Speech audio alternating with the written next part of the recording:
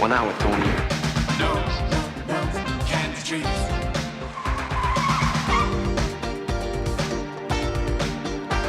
At 19, they gave Johnny the streets and everything on them. Tonight, they want it all back. Remember one thing, Johnny? What you gonna do? Hi, Charlie. What's up? Amos and I, we go back to the 70s. Oh, way back. Super 8 films, and we were just talking 16 millimeter films, Bolex. But this was 35. This was a big step up for me from being an experimental filmmaker at the Millennium Film Workshop. That's where I came to New York. And eventually I made some 16 films. 16 New York. And then suddenly I had a crew and a script and actors. And this film was supposed to be in black and white. It was supposed to be a kind of a neo-realist film. I had written it with the idea of trying to remake Battle of Algiers. Needless to say, the executive producers didn't like that idea. But just the idea that you had executive producers Yeah. puts you into a different conversation from anything that I still never experienced that. So executive producers, They wrote how a check. did, because They wrote a check and they had expectations. But I just want to go back a little bit into the 80s to put us into the same sort of footing where I was making Wild Style and you made Subway Riders with Johanna here Right. in 16 millimeter, and that was independent filmmaking. It was rough and realistic, right? It was, I don't think we even called it independent filmmaking. No, we didn't use that expression. I think we called it dependent. But, but then it became independent. Desperate filmmaking. Poor filmmaking. Right. No budget. Just get a bunch of people together and. So the question that I broached during dinner, which obviously we didn't get anywhere, so here we are, which is perfect. Right. Which was, what the fuck? How did you go from there to having executive producers and having Right. some kind of script and then rewriting and all this?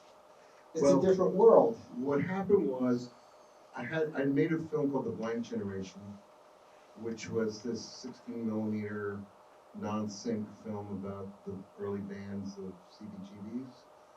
And it was screening at a film festival in LA called FilmX at midnight, and I went there, took a train there, couldn't afford to fly. Give me a year. It was like 1978. Oh. And January. And a friend of mine introduced me to a real Hollywood producer, the first sort of Hollywood producer I'd met at that point. And he thought it was interesting that I'd made a film that was playing at a film festival, and that the film had, the total budget was $1,653. And so he thought, well, if this guy can make a film like that, maybe I should work with him on something eventually. So we kept in touch, and then eventually he moved to New York, and we tried to come up with something to make. And I hated everything he showed me. Didn't even understand most of them. And he hated everything I showed him. This went on every couple of weeks for a year. Which year? 82, 83. And so you made Wild Style in 81, 82. I shot Wild Style in 81 and reshot it in 82, and released it in 80. Well, it was shown in festivals in 82. Oh, So it's okay. complete in a 16 millimeter, and then in 35 all over the world in 35 millimeter in 83. Okay. So it was around that same time. Right. And one day, and I thought we would never ever agree because we had such differing tastes. But apparently he had met some guys who started a new company who had some money, and he was desperately looking for something to do that would be under $1 million. And he said to me one day, "Oh, you know what? A good title for a film would be Alphabet City." He's right. And I said, "Yeah, but what's the story?" And he said, "I don't know." So the same afternoon, I ran into another friend of mine, and she said, she was a producer, and she said, "Oh, what about that English producer?" And I said, "Yeah, never gonna happen." You know what he said to me today? Alphabet City, and he doesn't have a script. Yeah. So she had just received a 3-page treatment for a film called Alphabet City from another guy, and she showed it to me, and I liked it, and I met with the English producer, this guy Andrew Brownsburg, who produced this, and I said, "Hey, Andrew, I got this treatment here, Alphabet City." He said, "Oh my God, is it good?" And I said, "I can't tell you, because if I tell you it's good, you're going to hate it. So why don't you just read it and call me in an hour?" So I went back downtown. He called me. He said, "I love it. It can work. I can get the money for this. It's like an urban adventure movie or something, teen urban adventure movie." I go, "No, it's not. It's what are you talking about? It's Battle of Algiers. It's gritty, you know." And so he got the money to hire Gregory Heller, who wrote the treatment, to write the first draft, and then he would turn over pages, like every other week. He would turn over 10 pages, and the first 10 pages were okay, but then the next 10 pages kind of veered off from what we wanted to do, and I came in and started to rewrite Gregory's script. It was kind of tricky because Gregory didn't know we were rewriting his script. And by page 50, it was like, you don't even actually have to write, but we were too embarrassed to tell him. So he continued writing his script, which was not this movie. And then what happened was we actually got the money, and we started casting and crewing, and I had no idea how to cast a crew. I never been a part of an actual film production, so Right. this was all new to me. I remember one day the production manager said to me, "Well, tomorrow you're going to meet some candidates to be script supervisor."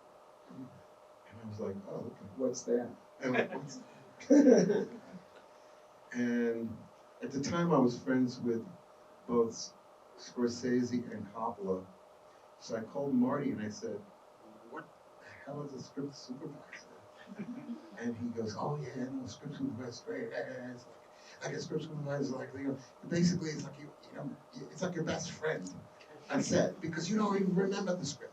You don't care about the script, but they remind you of the script, so it's like your best friend." So I went, "Oh, okay, I gotta hire a best friend." And then I called Francis, and he was like, "Amos, a script supervisor is like your wife." But you're that's my wife. I said, "Really? Like a wife?" Right. Who is your best friend? and he said, "Yeah, she's like your wife.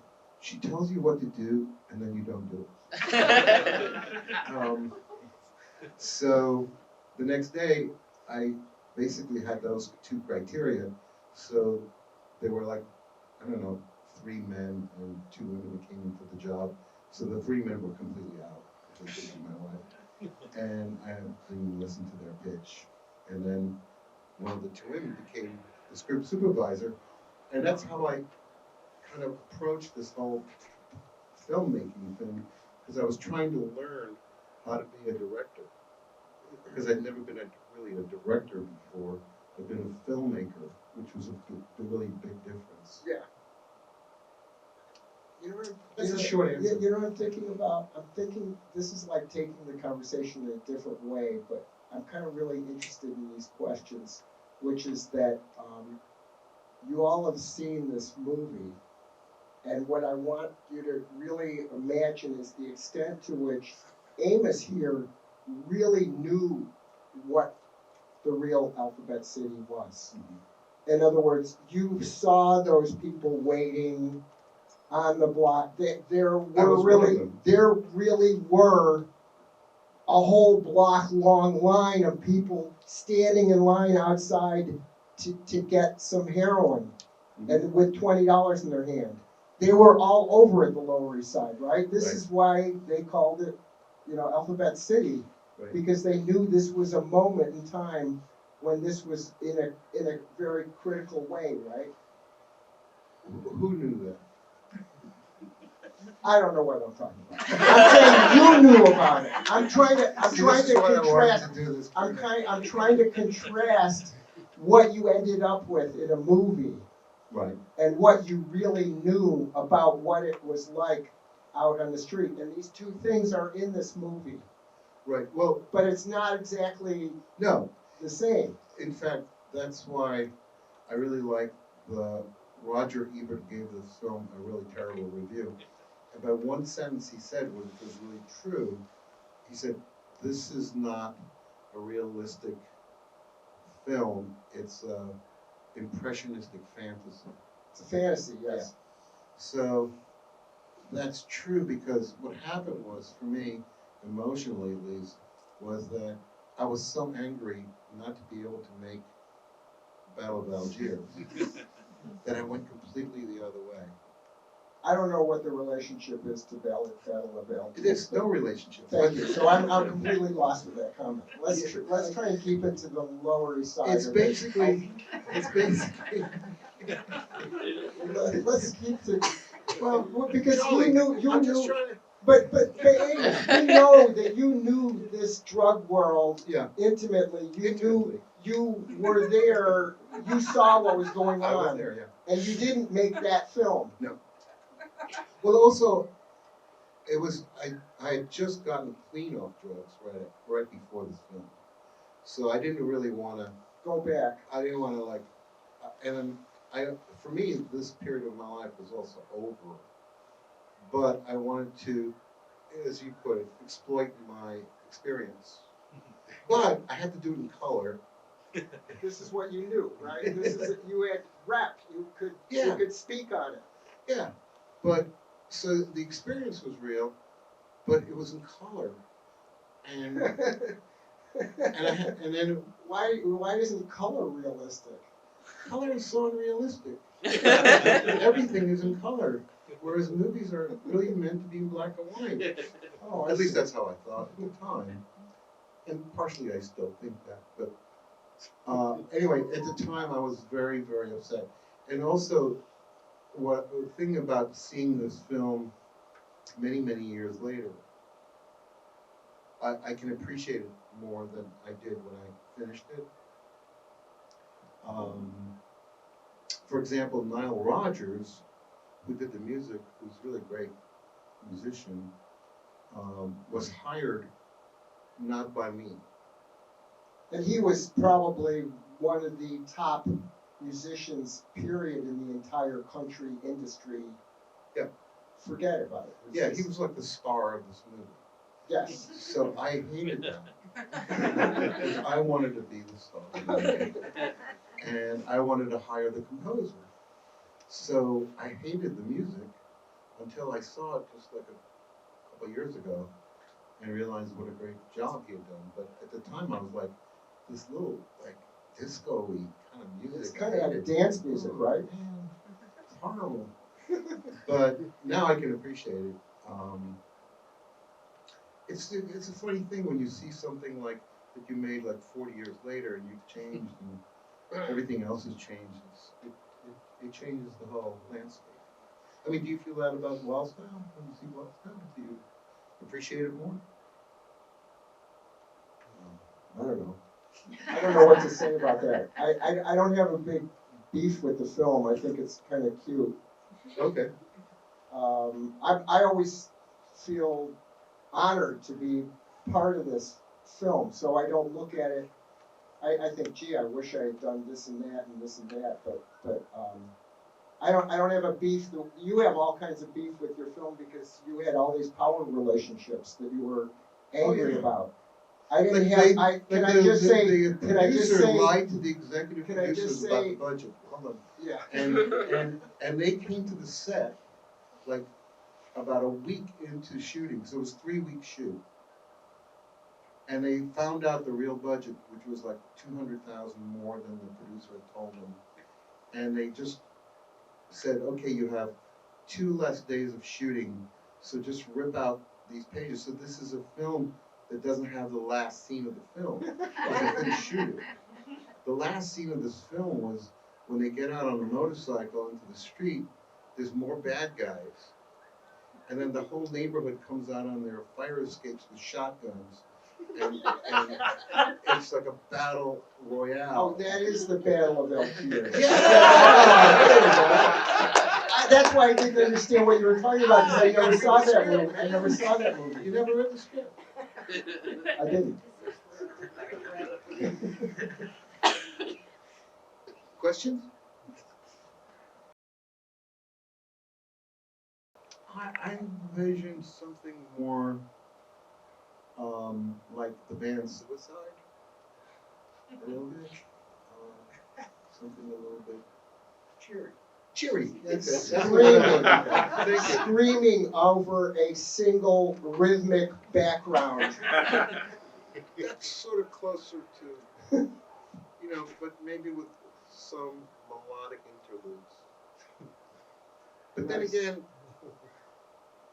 look, Scorsese wanted the Rolling Stones to do the soundtrack of Taxi Driver. And Brian De Palma talked him out of it and said, no, you gotta hire a real composer. You can't have a rock band doing music for a film. You're crazy. And listen to the soundtrack of Taxi Driver. And Bernard Herrmann just basically made that movie happen. So, yeah, sometimes filmmakers don't know what they're talking about. Mean Streets has a good soundtrack. Let's call it. Let's call it that. What happened when the guy who wrote the treatment realized that you didn't use a script at all? Well, initially he was angry, as I recall. He tipped over a table, broke a glass, and we just kind of froze. But at the end of that episode, he got another check, so he was okay. That was the problem, was these guys were writing checks. And they had expectations. Sure. I'd never dealt with that before.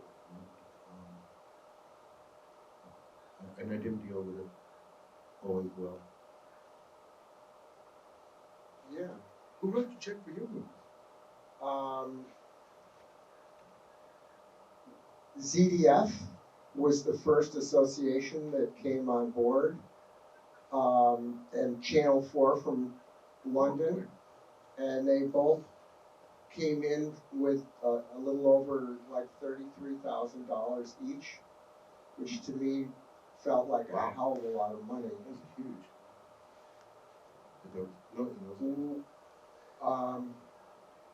That's your short answer. Anybody else back there? Hi, I love how vibrant the movie is, and I'm just wondering, so you had 3 weeks to shoot it in the dark with how wet it was. How did you manage to schedule the shoots to always have such beautiful rain? Well, actually, the question was, since it all happened on one night, it would either have to be slick streets and rainy or not. So the choice that I had made was, look, no, keep it dry. Wet streets are too silly. And the first night we shot, it rained like crazy. So that decided it for us. That was the opening sequence with the cars driving and the credits. It's great. So it was a really monsoonish night. So from that point on, we had to So we had, the city provided like these 2 garbage trucks with water tanks. And there were these 4 guys who were with us every night, and they sprayed the streets wherever we went. And then the light kind of bounced off it. And, the problem was we only had like 2 lights, big lights, so we couldn't light a lot. So there was a lot of darkness in there. This print is a little lighter than most prints. But this, it's kind of Gordon Willis-ish in terms of like how we just didn't have big HMIs. We just had 2 lights. So, but considering how many setups we had every night, it was actually really good. We cranked. We did a lot of pages, a lot of setups every night. We started the first shot. We set up right before it got dark, and as soon as we saw the first blue in the sky in the morning, wrap. Went home, crashed, got up at 3, had breakfast, and went back. And this went on for 3 weeks, 6-day weeks.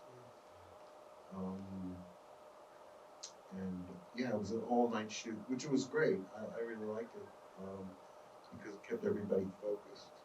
There's more distractions, I think, during the day.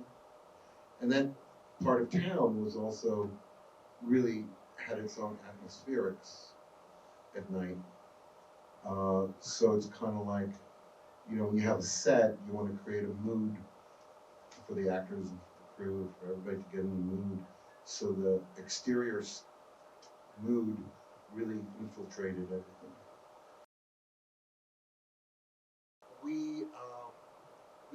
We did hire some local guys to watch the trucks, the camera truck and the light truck and the grip truck.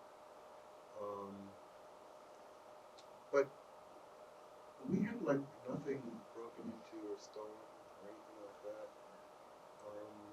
In terms of the look of the film style, Oliver Wood, who's really, really good cinematographer,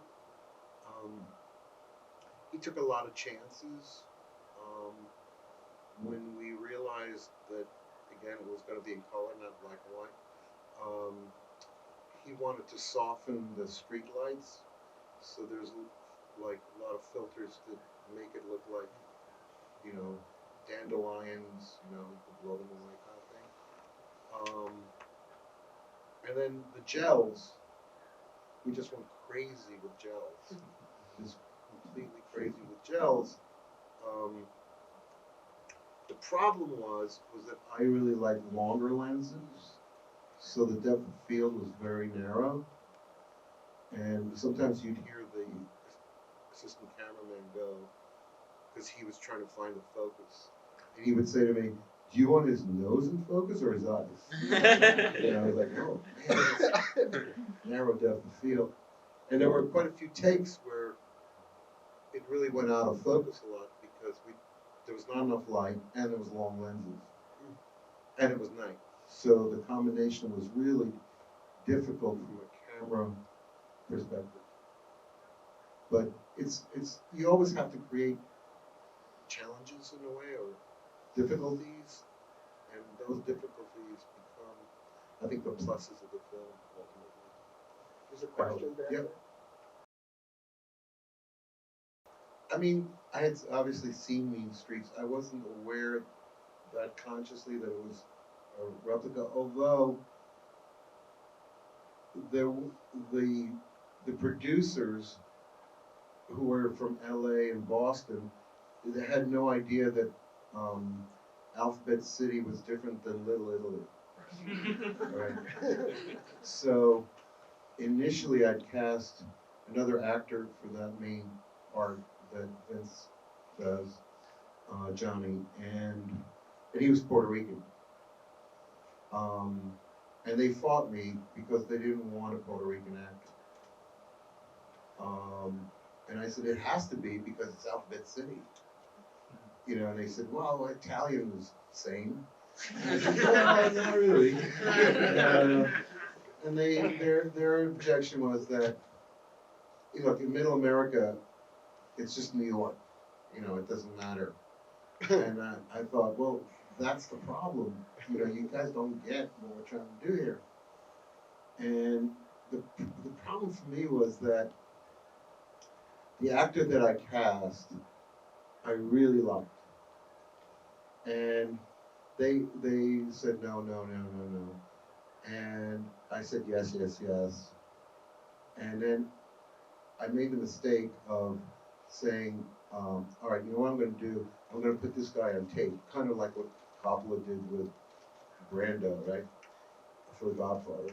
And I went to this actor and I said, come to the casting place. We got a video camera. We'll put you on tape. We'll send the tape to LA, and they'll see how great you are. The problem was that this actor thought that I was so in his corner, he didn't prepare anything. And when I put him on tape, I realized it was really awful. And now and like in the interim, because there's no cell phones in this time, right? The producers called me from LA the same day and said, all right, we're tired of fighting with you. You can have your Puerto Rican actor. And I was like, great, but now I couldn't reach him to not come in. So I thought I'd put him on tape anyway. But then when I put him on tape, it was like 9 o'clock at night, and I was like freaking out. Like I just convinced these producers to make this movie with this actor that I wasn't sure about anymore. So I didn't know what to do.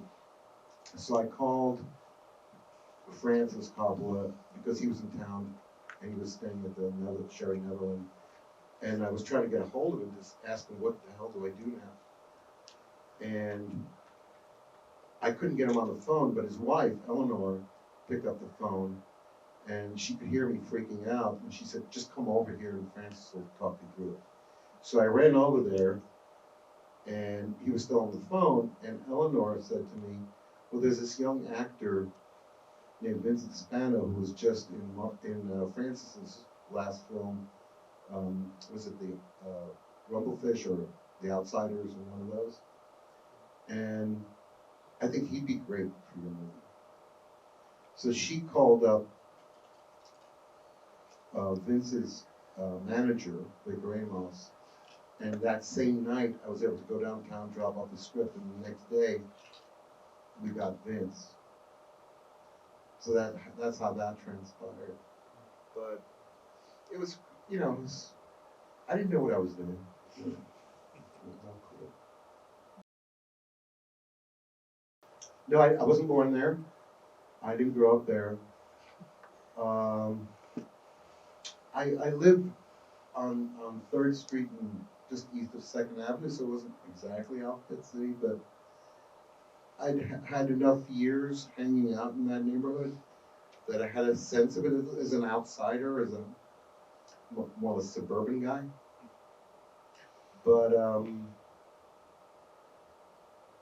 so yeah, I had an inkling of what was happening there.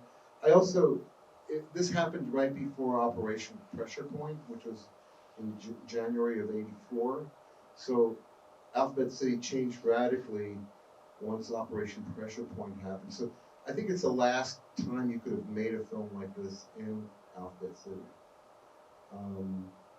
Because everything started to shift and become, you know. Yes, Michael Winslow. Yeah. It was his first movie? Yeah. All right, thank you. Yeah. He came in, he wanted that part, and he, like within 15, 20 minutes, convinced us that. Thank you. And we needed also his humor on the set. He was a very funny guy. That was one of the best things in the Yeah. film. Without a doubt. And Kate Vernon was the last person we cast. Like 2 days before we started shooting. It was actually pretty easy considering how inexperienced I was directing actors. I usually, before this, just worked with friends and cast them for their personalities or characteristics. And that wasn't the case here. we didn't have any rehearsals.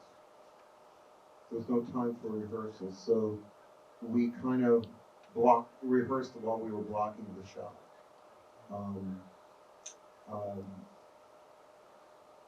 There are certain, scenes or actors I wish I could have done over it or reblocked it or shot it a different way. I mean, that's why it's really hard to watch your own films, at least for me, because I just go, oh my God, why did I do it that way? Or, well, that sucked. I don't do that so much with other people's films. I kind of appreciate it more, but very self-reflexive about it. But it was just touch and go, The problem with Vince was the way Vince hadn't gone to acting school. So Vince's manager, who managed him and Matt Dillon, there was 2 actors that he managed. He had little rooms for them, and he had Vince just watch Robert De Niro movies, and he had Matt just watch James Dean movies. And that was his idea of acting school for those 2 guys. So part of the problem was that we didn't have trailers, but Vince had a little van, like a step van, where it was like his trailer, so to speak. And he had like an early VCR in there, and he had like tapes of Robert De Niro movies. So between takes, he'd go in there, he'd watch like some scene from like The Godfather or something, and come running out and do it, Robert De Niro. And I would be like, Vince, what are you doing? And he goes, hey, it's pretty good, eh? You're looking at me? And I'd be like, yeah, I'm looking at you. You're looking like Robert De Niro. And, so we had to secretly toss out his tapes. He got really mad and he had to go send his assistant to get new tapes at Tower Video. And so that was my best experience directing, was trying to get an actor not to imitate Robert De Niro. All right. One more? Is that it? All right. Yeah, how about you? Just real quick, where was the elevator scene? Where was that shot? That was shot at City Hall.